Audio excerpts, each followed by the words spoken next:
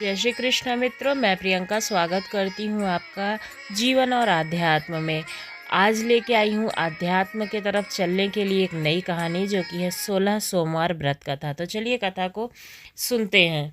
एक बार भगवान शिव माता पार्वती के साथ घूमते हुए धरती के अमरावती शहर पहुँचे। वहाँ शिव जी का एक बड़ा सा मंदिर राजा ने बनवाया था।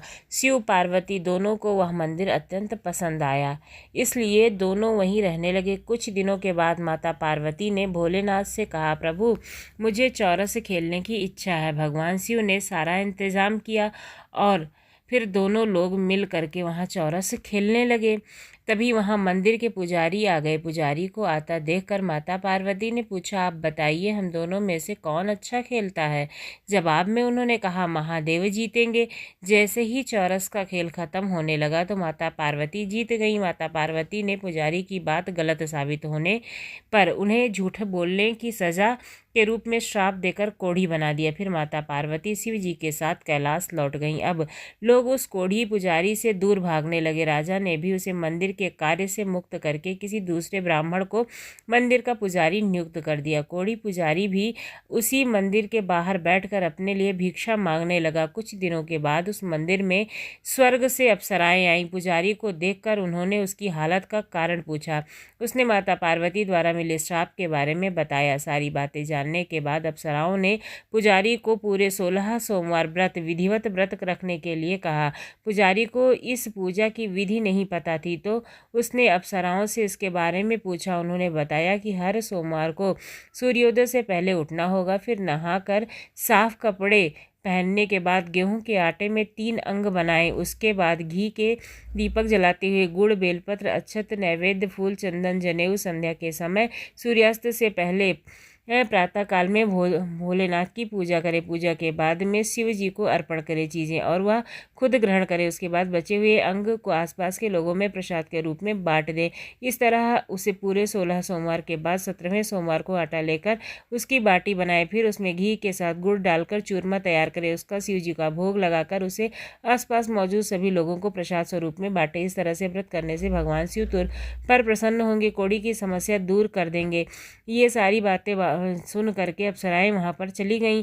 उसने लौटाने के बाद पुजारी ने हर सोमवार को विधिवत व्रत और पूजन किया। 16 सोमवार पूरे करने के बाद 17वें सोमवार को सबको प्रसाद बांटते ही उसकी कोढ़ी की समस्या दूर हो गई। पुजारी के ठीक होने पर राजा ने दोबारा उस मंदिर में पूजा पाठ करने का जिम्मा उसे सौंप दिया। होते होते एक दिन दोबारा भोलेनाथ अपनी पत्नी पार्वती जी के साथ उसी मंदिर में पहुंचे। पार्वती जी ने जब देखा कि पुजारी का कोढ़ मुक्त हो गया है तो उन्होंने पुजारी से पूछा कि तुमने ऐसा क्या किया जिसकी वजह से तुम्हारा जो काया है वो ठीक हो गई। उसने बताया कि उसने 16 सोमवार का व्रत किया था।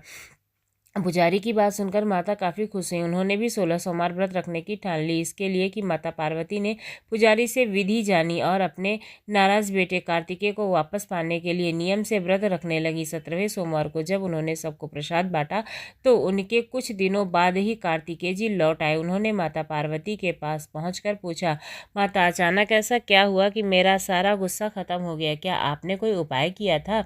जवाब में माता पार्वती ने 16 सोमवार के व्रत की कथा के बारे में बताया। यह सुनकर कार्तिकेय जी को भी 16 सोमवार व्रत करने का मन हुआ, क्योंकि वो अपने मित्र ब्रह्मदत्त से दूर जाने से दुखी थे।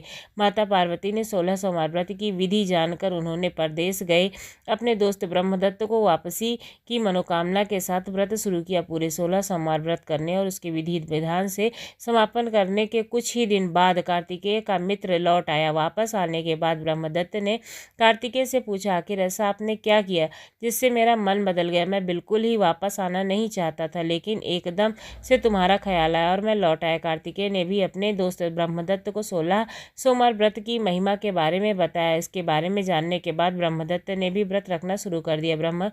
व्रत खत्म होते ही वह अपने मित्र कार्तिकेय से विदा लेकर यात्रा पर निकल गए।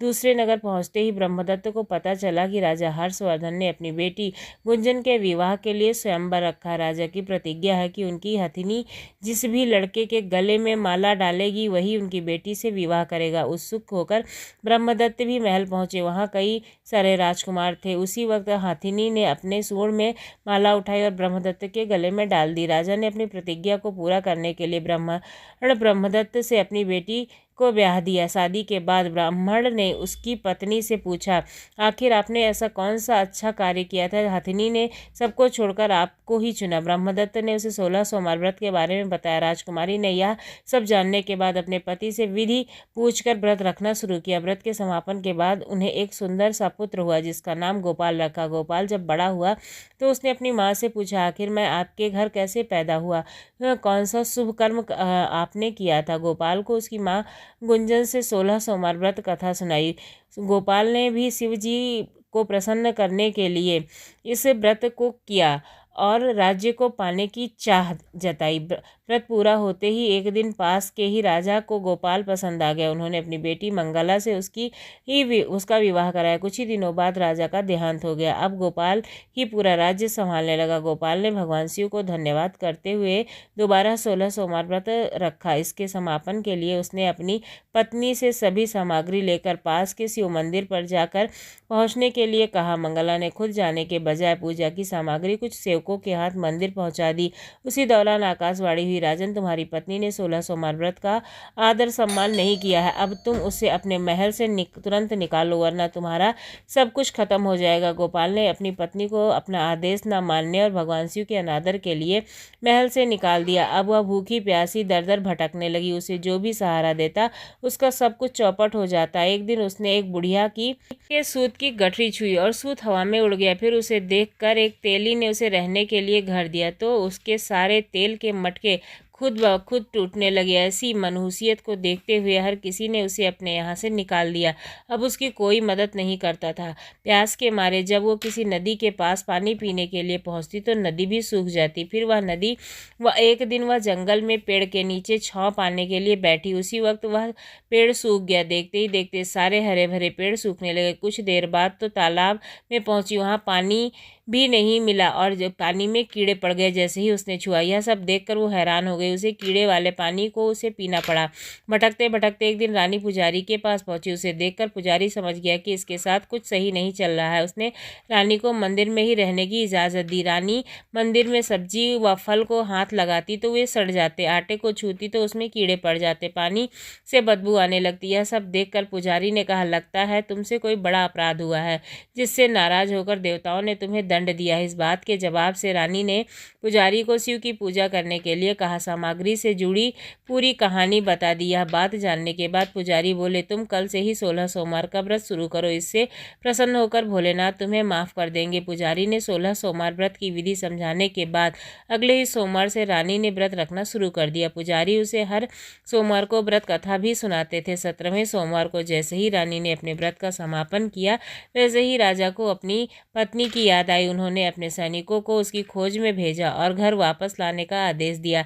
सैनिकों को जब यह पता चला कि वो मंदिर में रह रही है तो उन्होंने रानी को अपने साथ चलने की प्रार्थना की। तभी पुजारी वहां पहुंचे और सैनिकों को वापस महल लौट जाने के लिए कहा। राजा को जब यह पता चला कि उनकी पत्नी मंदिर में है तो वे लेने के लिए वहां पहुंचे। उन्होंने पुजारी से माफ़ी मांगी और सब कुछ बताया। पुजारी ने भी कहा कि ये सब भोलेनाथ का प्रकोप है, अब अपनी पत्नी को ले जाइए। राजा और रानी ने महल पहुंचते ही वहां खुशियां मनाई जाने लगी। इसी के मारे राजा ने पूरे नगर में मिठाई बंटवाई और ब्राह्मण व निर्धनों को खूब दान दिया। अब रानी महल में भगवान शिव की पूजा और 16 सोमवार का व्रत रखते हुए खुशी खुशी रहने लगी। दोस्तों, आपको ये कथा कैसी लगी गई जरूर बताइएगा कमेंट्स बॉक्स में कमेंट्स करके। धन्यवाद।